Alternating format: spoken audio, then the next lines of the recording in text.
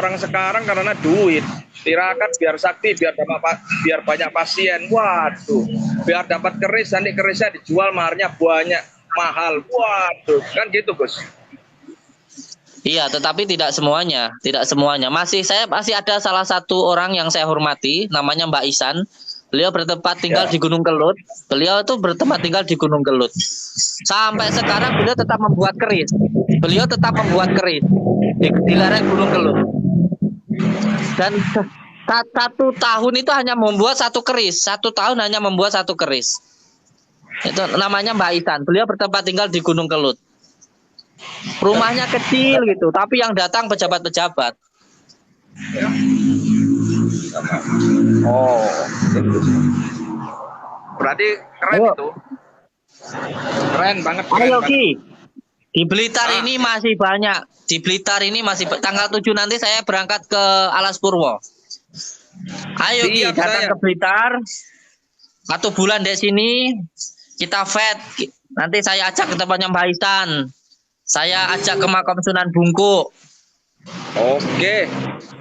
Kalau di Blitar ini kenapa? Di Blitar ini banyak sekali pandai pembuat besi. Karena memang terkhusus di Blitar, terutama di Jimbe, ada itu yang namanya Om Yang Jimbe.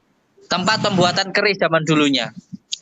Ini beliau ini adalah salah satu muridnya Sunan Kalijogo yang membuat keris Bayu Sengkelat. Wah, mantap itu. Nah, di sini masih ada keturunannya, masih ada yang benar-benar keturunan beliau membuat keris itu hanya pesanan saja. 41 hari sekali itu membuat kerisnya di sini. Saya insya Allah ke Jawa Timur tanggal 5. Tanggal 5 itu ke Jawa Timur, 2 bulan saya di Jawa Timur, terutama di Sidoarjo. Ikut saya ke Alas Purwo, Ki. Siap, insya Allah. Saya dulu udah pernah sih ke Alas Purwo. Cuman nggak apa-apa ke Mbak Panjang, Mbak Dowo lagi. Saya 2 tahun di Alas Purwo, Ki.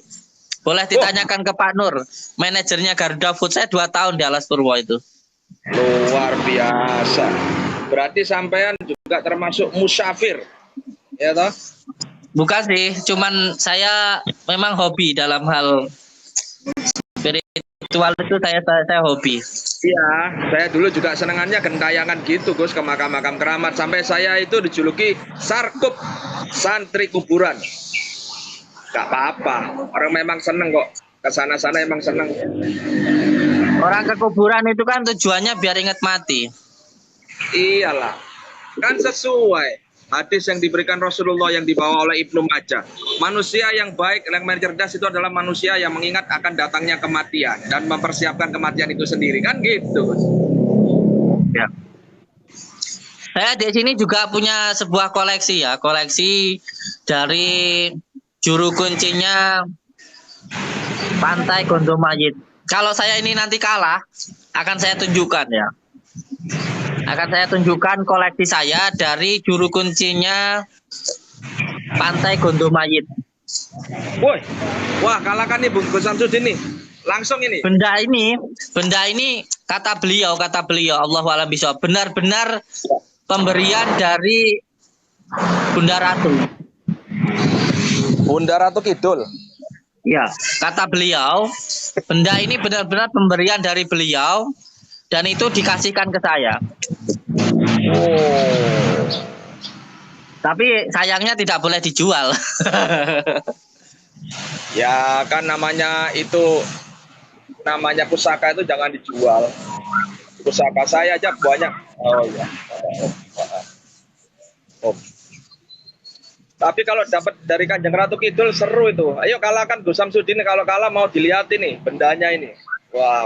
Ini nanti Kisah Bung Rosa boleh ya datang ke sini ya. Benda ini sering kalau malam itu sering bergerak sendiri. Sering bergerak. Karena ini berbentuk apa namanya kayak kereta kencana gitu. Jadi ada seperti kereta, depannya ada beberapa kuda begitu.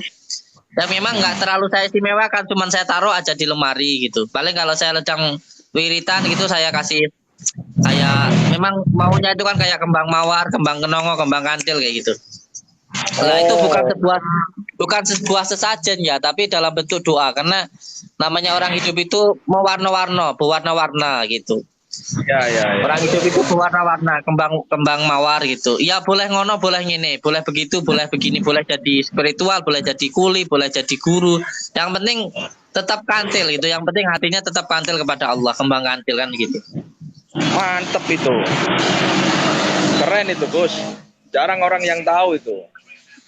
Jadi doa itu ada dalam bentuk ucapan, doa itu ada dalam bentuk tindakan, doa itu juga ada dalam bentuk barang.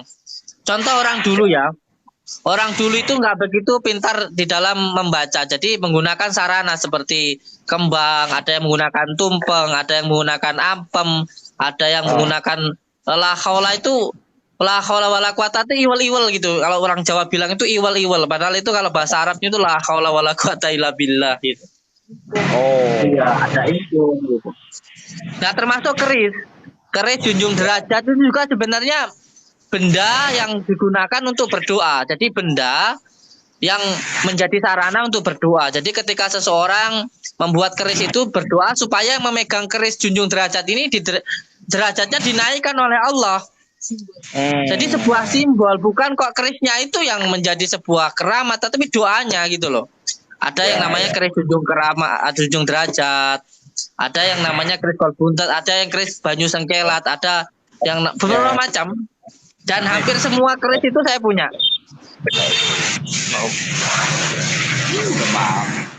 berarti koleksinya Gus Samsudin banyak dong. Keren itu. Saya paling banyak dari titipan. Dari Candi Penataran, dari juru kuncinya saya dapat titipan sebuah keris sama tongkat. Dari Candi Simping saya dapat titipan sebuah batu dari Batu Tidar. Dari tempatnya Pantai Gondomai saya ada titipan. Beliau katanya gitu pernah dikasih dari Bunda Ratu, terus dititipkan ke saya juga ada. Keren itu. Itu perlu dipedar semua itu. Biar gak ada dusta di antara kita itu. Yang membuat sampai sekarang saya masih bertanya-tanya itu ialah keris titipannya dari pengawalnya Bung Karno, yaitu namanya Mbah Tomo. Beliau bertempat tinggal di Kediri. Sampai sekarang masih mendapatkan pensiunan sebagai veteran. Umurnya lebih dari 100 tahun. Benda pusakanya dititipkan ke saya, jumlahnya 20